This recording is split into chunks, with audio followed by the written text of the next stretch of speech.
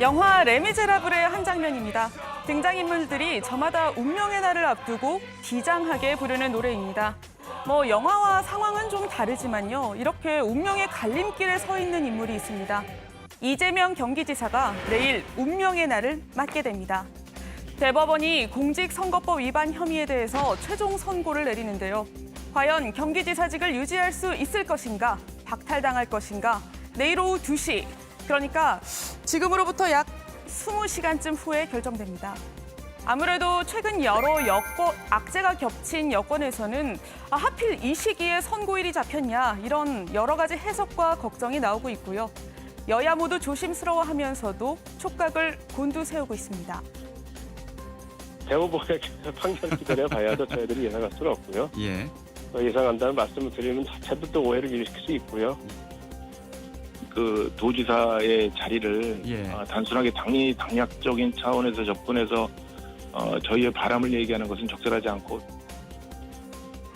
내일 결과 상당히 중요한데요. 결과에 따라서 정치 운명이 어떻게 달라질까요? 원심 확정, 그러니까 유죄가 나올 경우에는 지사직 상실은 물론 선거에 출마할 권리가 5년간 박탈됩니다.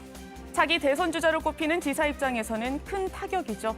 돈 문제도 만만치 않습니다. 30억이 넘는 선거 보전 비용도 반납해야 합니다. 여기에 부산과 서울에 이어서 3개 단체장이 모두 공석이 되는 초유의 사태가 발생하는 겁니다.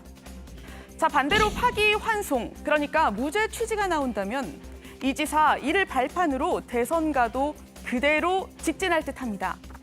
최근 각종 차기 대선 주자 선호도 조사에서 이낙연 후보를 바짝 따라붙고 있었는데 힘을 받게 되는 겁니다. 그런데 이 지사가 이런 운명을 기다리게 된 건 바로 이 말 때문입니다. 잠깐 2018년으로 올라가 볼까요? 우리 김영환 후보께서는 저보고 정신병원을 형님을 입원시키려 했다 이런 주장을 하고 싶으신 것 같은데 사실이 아닙니다. 정신질환이 있는 것 같으니 확인을 해보자고 해서 진단을 요청한 일이 있습니다. 지방선거를 앞두고 열린 토론회인데 당시 이재명 후보가 친형을 정신병원에 입원시키려 했다는 의혹을 부인하는 표현입니다. 그러니까 억지로 입원시킨 게 아니라도 관여한 사실이 있는데 사실을 제대로 설명하지 않았다. 허위 사실 공표에 해당한다는 내용입니다.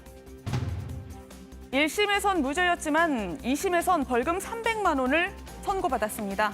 내일 전원합의체에서 결정을 하는데 대법관 13명 중에 7명 이상이 동의한다. 그렇게 동의한 다수의 의견이 결정됩니다. 단 한 명의 선택 차이로도 결정이 달라질 수도 있는 상황입니다. 특히 내일 선고는 TV로 생중계될 예정입니다. 그 시간쯤 많이들 유튜브나 TV를 좀 보고 계실 것 같은데요. 말 그대로 전 국민이 생생하게 보는 가운데 운명이 결정나는 셈이죠. 그런데 우리 이런 생중계 본 기억이 있습니다. 피고인 박근혜, 상고인 검사 사건입니다. 원심 판결 중 유무죄 부분을 포함하여 유죄 부분을 파기하고 이 부분 사건을 서울고등법원에 환송한다. 대법원 전원합의체 선고가 생중계되는 건 2019년 박근혜 전 대통령 이후 처음이자 역사상 2번째입니다. 대법원은 국민적인 관심사가 큰 사안에 대해서는 자체적으로 생중계 결정을 하는데요. 이번에도 역시 엄중한 사안이라고 판단해 결정한 것으로 보입니다. 다음, 참 이걸 왜 좋은 소식이라고 해야 할지 모르겠는데 대법원 선고를 앞두고 이 지사는 직무수행 평가에서 1위를 차지했습니다. 리얼미터가 전국 시도지사의 직무수행 평가 조사를 한 내용입니다. 이 지사가 잘한다, 긍정평가 지지율이 71.2%입니다. 첫 2위를 기록했다고 하는데요. 사실 취임 첫 달에는 29.2%로 전국 꼴찌였습니다. 2년 만에 1위로 올라간 겁니다. 코로나19 사태 때 신천지 시설을 대거 공개하고 선제 조치를 잘했다는 분석들이 나오기 때문입니다. 신천지 교회 집회 금지를 명합니다. 다시 한번 강력하게 촉구합니다. 경기도 내 신도 명단 제공을 강력하게 요청합니다.